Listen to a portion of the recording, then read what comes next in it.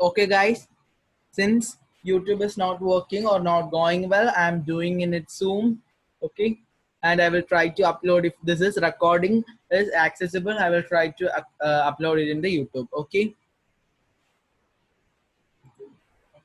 the second part of this chapter, Plant Kingdom, we were trying so far from the morning till night to continue with this session, but all those efforts were in vain, and now we are trying yet another effort in Zoom. Let's check whether it will succeed or not. Okay. My God.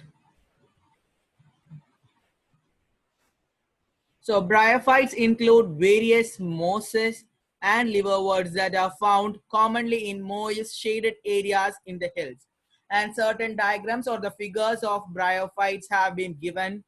And just don't look at that. Now, after learning the topic, we will check on to that. Okay. Now let's look this. Okay. Please wait. Okay, so bryophytes are known as the amphibians of the plant kingdom. Why? Because they live both in land and in water, but they depend on water for sexual reproduction. Therefore, it is known as the amphibians of plant kingdom. They occur in damp, humid, and shaded localities. They play an important role in succession on bare rocks or soil. Okay, they are more differentiated. In algae the body is thallus, but in case of thallus body is present in algae, but in case of bryophyte what we have is there is no body differentiation, that is there is no stem, root, leaf, all those things. There is absence of stem, root, leaf, all those things, but there are certain root like structures, root like, stem like,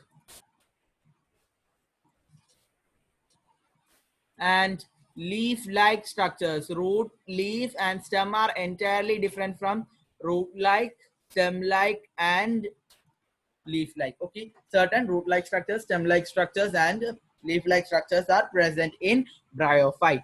It is thallus-like, prostate, or erect. It is attached to the substratum. It's attached to the substratum. After that, it is attached to the substratum by unicellular or multicellular structures called rhizoid. They lack true root, stem, or leaf. Pseudo roots, leaf, or stem are present. That is root-like structures, leaf-like structures, or stem-like structures are present there. The main plant body of bryophyte is haploid. That is, it produces gametes. Hence, it is called a gametophyte. The sex organs in bryophytes are multicellular. The male sex organ is known as antheridium. They produce biflagellate androzoids. Okay. The female sex organ called archegonium is flask shaped and produces a single egg. The androzoids are released into water where they come in contact with archegonium. An androzoid fuses with an egg to produce zygote.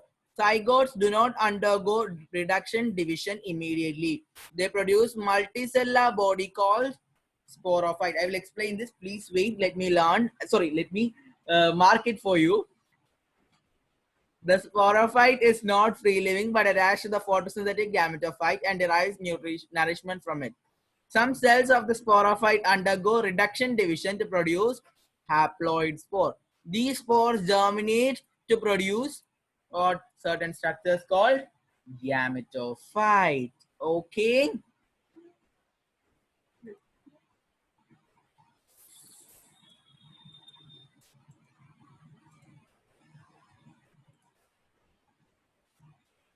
Please wait. Okay. Then so their plant body is erect or prostate plant body. Then the next point is that they are non-vascular. There is no conducting tissue in bryophytes. They are non-vascular. Okay. After that, they lack root stem and certain structures like root-like structures, stem-like structures and leaf-like structures are present there. They show alternation of generation. They show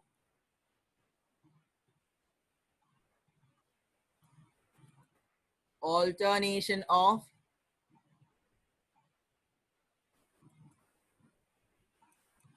generation. That is, this consists of gametophyte followed by sporophyte.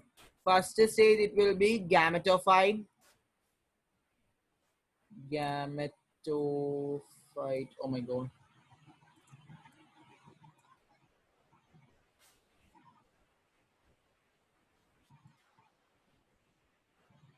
Gametophyte.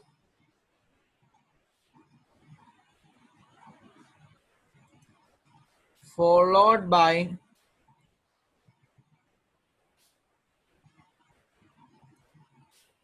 sporophyte. Okay. So the gametophyte is dominant. That is, it's seen mostly. And this gametophyte, stage of gametophyte is usually haploid. Usually haploid. The sporophyte stage is diploid. Okay. Then male gametophyte is known as anthridiophore. Female gametophyte, archegoniophore. All these we have discussed in NCERT highlight. Okay. Male sex organ anthridium and female sex organ archegonium. Anthridiophore has multicellular anthridium which has androcytes and androzooids. Okay. Then archegoniophore has archegonium. Vegetative Then, in case of mosses, certain structures called protonema is found. Protonema is found in case of mosses. Let's check it. Oh my god.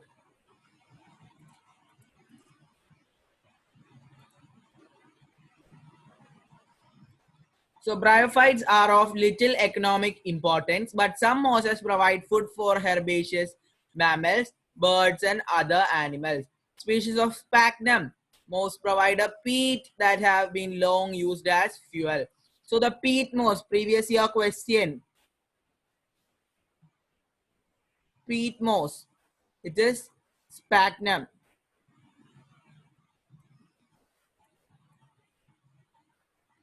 Sphagnum is considered as the peat moss. Mosses, along with lichen, was the first organism colonize rocks and hence are of great ecological importance. They decompose rocks, making the substrate suitable for the growth of higher plants. Since mosses from dense mat on the soil, they reduce impact of falling rain and preventing erosion. So they can be broadly classified into two as liverworts and mosses. Okay, liverworts and mosses. And only very little things to say in this liverworts and mosses. Let's check it. So, liverworts grow usually in moist, shady habitat. All these we have discussed in case of bryophyte. The plant body of liverwort is thalloid. Example, Marchantia. Marchantia is an example of liverwort. Okay, Marchantia is an example of liverwort. Then we have the Riccia.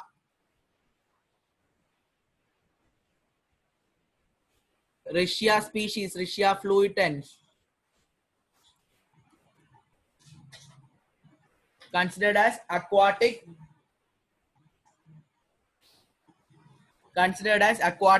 bryophyte. Aquatic bryophyte. Okay, Riccia fluitans. Then closely appressed to the substrate, leafy members like thin leaf appendages, ground stem-like structures. Gemme are green multicellular asexual buds which develop in small receptacles called gemmacups located on the thalli. They detach from the parent body to germinate to form new individuals. During sexual reproduction, male and female sex organs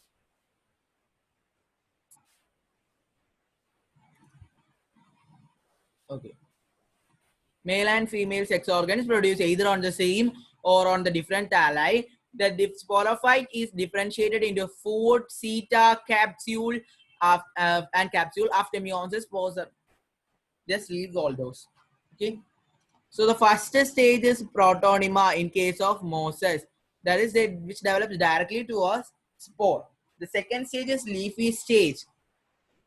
The very little things that we have to learn from mosses. Examples: Funaria. Because most of the points we have discussed in case of totally in case of bryophytes. Yeah, example: Funaria, Polytrichum, Sphagnum. Sphagnum is the peat moss. Sphagnum is considered as the peat moss. We have discussed peat moss. Okay. Liverwort's body contains the Jama cups that helps in reproduction. Then the cotton moss. What is the cotton moss?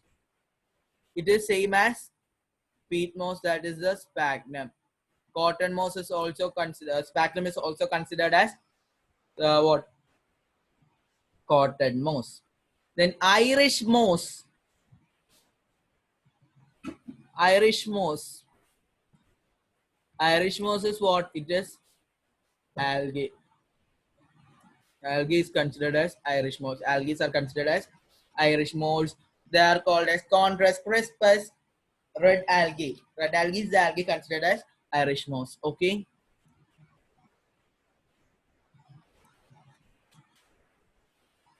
That's all for the topic of bryophyte. That's all for the topic of bryophyte. I'm ending this, and if this recording is converted and I can upload it and it is accessible, surely I will take the pteridophyte also now itself.